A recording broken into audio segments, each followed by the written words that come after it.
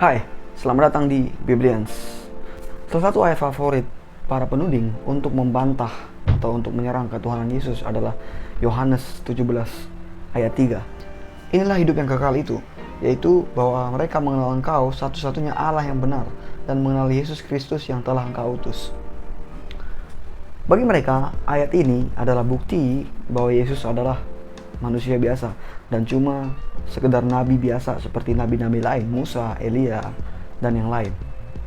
Karena pada ayat ini, Yesus mengaku bahwa dia hanya diutus. Well, kita akan bahas ayat ini di akhir video nanti. Tapi di awal ini, aku mau menunjukkan dulu beberapa kekacauan atau kekonyolan berpikir dari para penuding yang menggunakan ayat Yohanes 17 ayat 3 ini untuk membungkam atau membantah ketuhanan Yesus. Yuk kita bahas.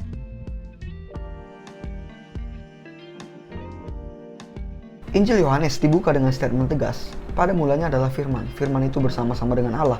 Dan firman itu adalah Allah. Nah, siapapun yang mau membantah ketuhanan Yesus dengan mengutip salah satu ayat dari Injil Yohanes, seharusnya tidak boleh hanya mengambil ayat yang dia rasa cocok dan mengabaikan ayat lain, termasuk ayat pertama ini. Yohanes 1 ayat 1. Pada mulanya adalah firman. Dan firman itu bersama dengan Allah. Dan firman itu adalah Allah. Pembacaan Injil Yohanes seharusnya dimulai dengan pondasi ini, yaitu bahwa Yesus adalah logos atau firman Allah yang kemudian menjadi manusia. Dia sudah ada sejak kekal bersama dengan Allah, dan dialah Allah itu sendiri. Sebelum pada momen tertentu, dia menyatakan dirinya dalam bentuk rupa manusia. Itulah baru fisik Yesus Kristus yang ada di bumi ini yang lahir dari Maria. Itu baru pada momen tertentu. Namun sebelum momen itu, dia sudah ada sejak kekal. Kalau ada yang nggak setuju dengan ayat ini, maka dia tidak layak untuk memakai ayat Yohanes yang lain, yang manapun itu. Karena itu menunjukkan dia hanya mengutip yang cocok untuk dia.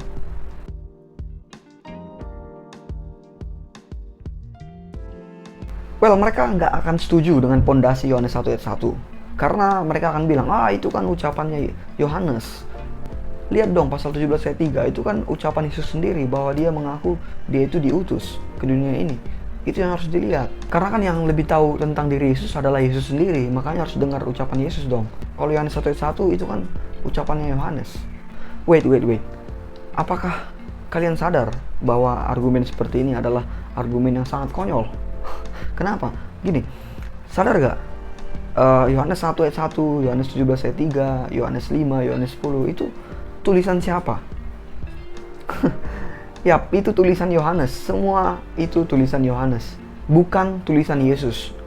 Yohanes 17 ayat 3 itu Yohanes yang nulis, bukan Yesus. Jadi baik Yohanes 1 ayat 1, Yohanes 17 ayat 3 itu semua tulisan Yohanes, bukan tulisan Yesus.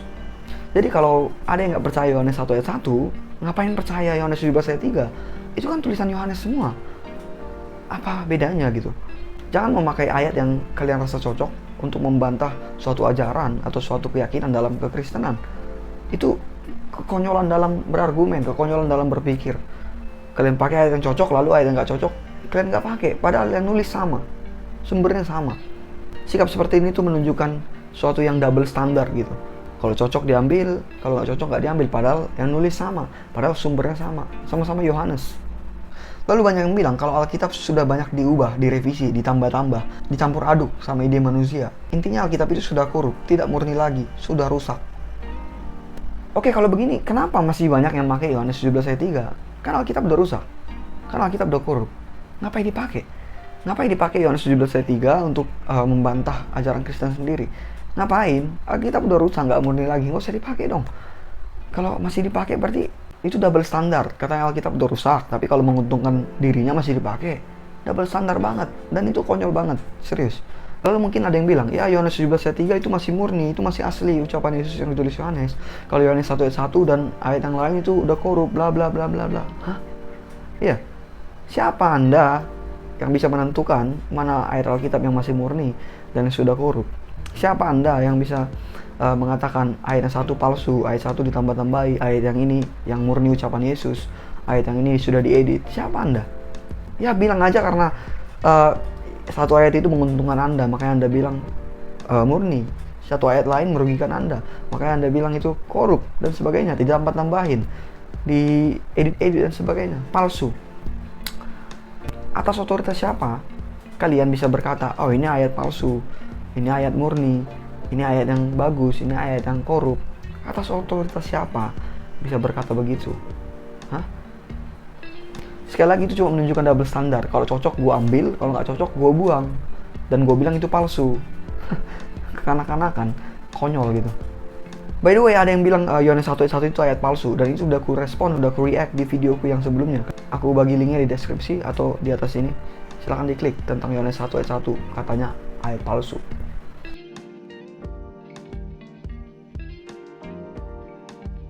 Well, mengingat bahwa Injil Yohanes adalah tulisan Yohanes, maka ada hal yang harus kita perhatikan. Gini, kalau Yohanes memang menuhankan Yesus, dan padahal dia tahu Yesus bukan Tuhan, kemudian kalau pasal 17 ayat 3 memang membuktikan Yesus mengaku hanya manusia biasa, maka seharusnya Yohanes nggak akan mau dong menuliskan ungkapan Yesus itu. Harusnya Yohanes nggak berani nulis ungkapan Yesus itu yang akhirnya ada di pasal 17 ayat 3. Karena dia harusnya takut, wah nanti ketahuan nih bahwa ajaranku ajaran palsu, Yesus bukan Tuhan. Ini buktinya. Ah udahlah, nggak usah tulis lah, supaya aku tetap bisa mengajarkan Yesus itu Tuhan. Harusnya gitu. Kalau dia tetap nulis itu hanya menunjukkan bahwa dia bodoh, salah besar, dan ajarannya adalah palsu. Dan juga menunjukkan bahwa tulisannya di pasal 1 ayat 1 bertentangan dengan tulisannya sendiri di pasal 17 ayat 3. Itu logika daripada tulisan Yohanes. Harusnya kalau dia tahu Yesus bukan Tuhan, tapi dia sok-sokan menuhankan Yesus. Dan kalau dia tahu bahwa ungkapan Yesus di pasal 17 ayat 3 membuktikan bahwa dia bukan Tuhan, hanya manusia, harusnya dia nggak tulis. Aduh, gawat ini, gawat. Nanti ketahuan ini, gak usah tulis. Ungkapan Yesus yang ini gak usah tulis. Namun karena pasal 17 ayat 3 tidak menunjukkan bahwa Yesus bukan Tuhan dan hanya manusia biasalah, makanya Yohanes tetap menulis. Dia no problem gitu dengan ayat itu. Apa salahnya gitu? Dia tahu, oh ini ayat nggak bertentangan kok sama Yohanes 1 ayat 1. Ini ungkapan Yesus yang ini nggak ada bertentangan dengan pasal 1 ayat 1 dengan tulisanku di pembukaan. Nggak ada bertentangan. Aku lebih kenal Yesus, aku ikut Yesus, aku tahu konteks ungkapan dia apa. Makanya aku tetap tulis. Gak apa-apa, gak ada masalah di situ. Makanya Yohanes tetap menulis ungkapan Yesus yang akhirnya jadi pasal 17 ayat 3 itu. Dan juga ini membuktikan bahwa Yohanes adalah penulis yang jujur. Dia nggak mau hanya menulis apa yang dia rasa cocok gitu, apa yang dia suka. Oh ini cocok, aku tulis lah ungkapan yang ini. Oh ungkapan Yesus ini seram, nggak cocok, ini bisa jadi bisa jadi dituduh dia bukan Tuhan, gak usah tulis. Enggak, Yohanes penulis yang jujur. Jadi dia berani menulis apapun ungkapan Yesus, apapun itu, karena dia menuliskan kebenaran. Dia nggak asal comot, nulis yang dia suka aja. Bukan kayak penuding zaman sekarang yang mengambil ayat yang dia suka, oh ini ayat murni, lalu ayat yang nggak dia suka, yang nggak cocok, dia buang dan mengatakan itu udah korup, itu palsu, itu tambahan-tambahan manusia. Aduh, childish sekali seperti itu. Tapi Yohanes enggak, dia penulis yang jujur. Dia dibimbing Roh Kudus untuk menulis semua yang perlu.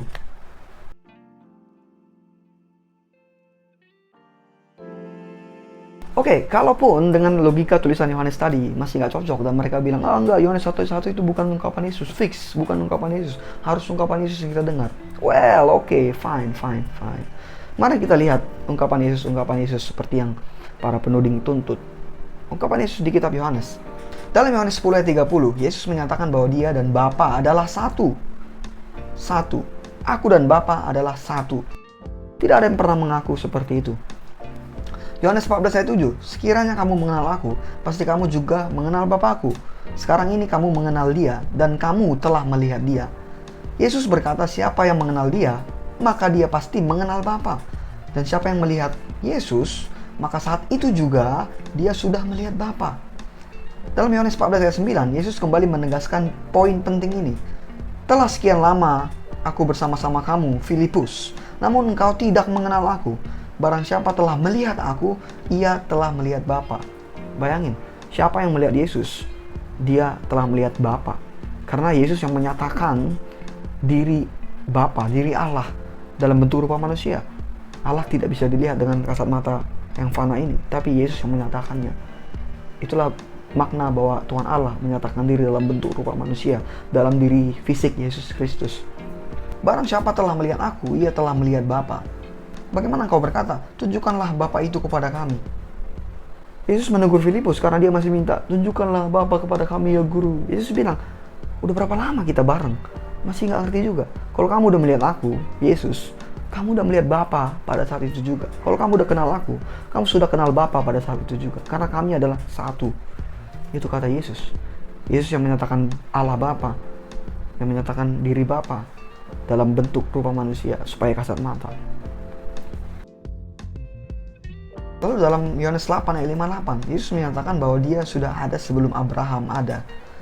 Ini bukti mutlak bahwa Yesus bukan manusia biasa. Seperti yang penuding bilang, Yesus kan cuma manusia biasa seperti Musa, seperti Abraham, seperti kau dan aku. Ini bukti mutlak. Ini ungkapan Yesus.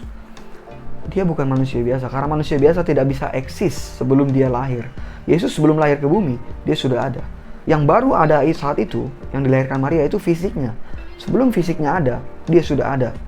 Dia sudah ada bahkan sebelum Abraham ada. Dia sudah ada sejak kekal.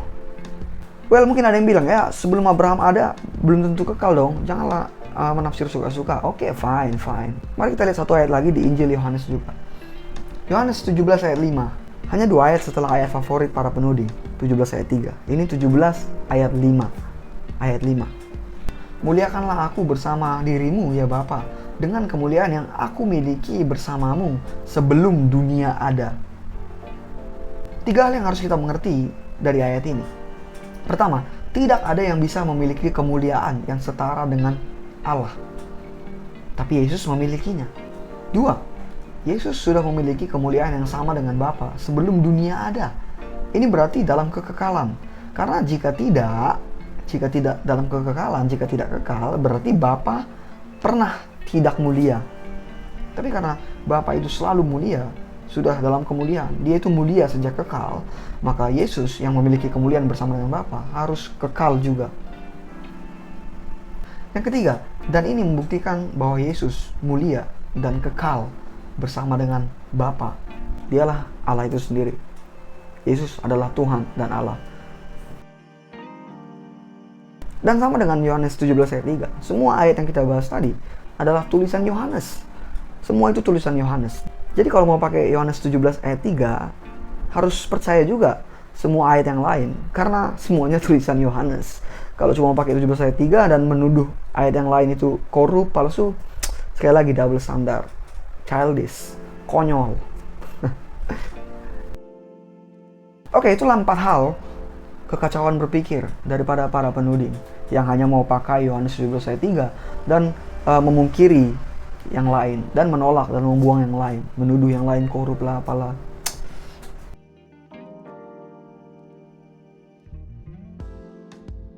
Well, tentang Yohanes 17 ayat 3, Yesus menyatakan bahwa hanya satu Allah yang benar. Yap, Allah yang Esa, yaitu Yahweh, yang telah dinyatakan di dalam perjanjian lama, dan itu benar. Memang Allah hanya satu. Ini gak bisa dibantah, kami juga percaya dan kami tahu bahwa hanya ada satu Allah, Allah yang Esa. Dan Yesus menyatakan bahwa dia diutus. Ya itu juga benar, kami gak bantah itu. Yesus memang diutus, dia diutus ke dalam dunia ini. Dari kekekalannya bersama dengan Bapa, dialah yang diutus ke dunia ini. Fisik, rupa dialah akhirnya yang ada di dunia ini. Itu membuktikan bahwa Yesuslah yang memang diutus ke dalam dunia yang fana. Tapi dari mana? Ingat, Yohanes 17 ayat 5, dari kekekalan, dari kemuliaan yang kekal bersama dengan Bapa. Tapi dialah yang datang ke dunia ini yang fana ini dalam bentuk rupa fisik. Itu makna pengutusannya. Jangan lupa dong dari mana diutus. Dari kekekalan, dari kemuliaan yang kekal. Yohanes 17 ayat 5. Yesus sudah ada, sudah mulia bersama Bapa sejak kekekalan. Adakah manusia biasa yang sudah ada sebelum dunia ada? Enggak ada. Dan ini membungkam tudingan yang mengatakan bahwa Yesus hanya manusia biasa seperti Musa, Elia, dan sebagainya, seperti kau dan aku. Yesus bukan manusia biasa. Dia sudah ada sebelum dunia ada. Dia kekal, mulia bersama Bapa. Lalu selain 17 ayat 5, dalam Yohanes 17 ayat 2, Yesus juga berkata bahwa dia akan memberikan hidup yang kekal kepada manusia. Itu ayat 2, hanya satu ayat sebelum 17 ayat 3, ayat favorit para penuding. Ini juga selaras dengan Yohanes 10 ayat 28. Yesus juga berkata bahwa dia akan memberikan hidup yang kekal kepada domba-dombanya. Jadi adakah manusia biasa, adakah nabi biasa yang bisa memberikan hidup yang kekal? Bisakah Musa, Elia, atau nabi-nabi lain memberikan hidup yang kekal? Anyway, untuk bisa memberikan hidup yang kekal, maka yang memberikan itu harus kekal juga. Ya toh? Analoginya gini, nggak mungkin perempuan yang udah mati bisa melahirkan, bisa memberi hidup, dia aja udah mati. Jadi nggak mungkin makhluk fana bisa memberikan hidup yang kekal. Nah, di sini Yesus bisa memberikan hidup yang kekal, berarti dia sendiri kekal. Dan tidak ada yang kekal kecuali Tuhan Allah. Dan ini sekali lagi membuktikan bahwa Yesus adalah Tuhan Allah itu sendiri. Dan Yesus berkata bahwa dia adalah gembala, dan orang-orang yang percaya kepadanya adalah domba-dombanya. By the way, di perjanjian lama, sang gembala yang memberikan hidup yang kekal hanyalah Yahweh. Yap, dan ini membuktikan bahwa Yesus mengklaim dirinya sebagai Tuhan Allah untuk kesekian kalinya. Jadi yang suka pakai 17 ayat 3, Yohanes 17 ayat 3, kemana aja perhatiannya? 17 ayat 5 dikemanakan, 17 ayat 2 tadi dikemanakan. Itu berdekatan dengan ayat favorit kalian. Lalu Yohanes yang lain yang sudah kita bahas, termasuk yang barusan Yohanes 10 ayat 27-28. Sekali lagi jangan dicomot-comot doang. Yang suka diambil, gak suka dibilang palsu. Double standard, memalukan. Well, itu aja yang mau gue bahas di video kali ini. Jadi bukan cuma Yohanes 17 ayat 3, tapi seluruh Injil Yohanes. Jangan pakai 17 ayat 3 karena cocok, lalu yang lain dibuang, dituduh itu sudah korup, itu sudah palsu. Aduh. Lagian bagi yang bilang Alkitab itu udah dipalsukan, udah banyak diubah-ubah, seperti banyak yang berkomen di videoku. Mereka bilang, oh Alkitab udah palsu, udah diubah-ubah, udah banyak apalah, pertentangan lah, udah diedit-edit. Aduh, gak usah pakai kalau gitu. Fine aja, terserah kalian mau kalian bilang palsu, tapi gak usah pakai. Termasuk Yohanes 17 ayat 3, gak usah dipakai. Kalau memang Alkitab sudah palsu, jangan double standar. Yang cocok dipakai, yang gak cocok dibilang palsu. Itu double standar, itu kekanak-kanakan, itu konyol. Gak usah dipakai, ya. Kalau palsu, gak usah dipakai. Hai, terima kasih sudah menonton. Bagi teman-teman yang sudah subscribe, ku ucapkan terima kasih banyak. Yang belum, ku harap kalian mau subscribe, like, comment, share, supaya semakin banyak yang terberkati dan belajar bersama kita. Dan seperti biasa, bye.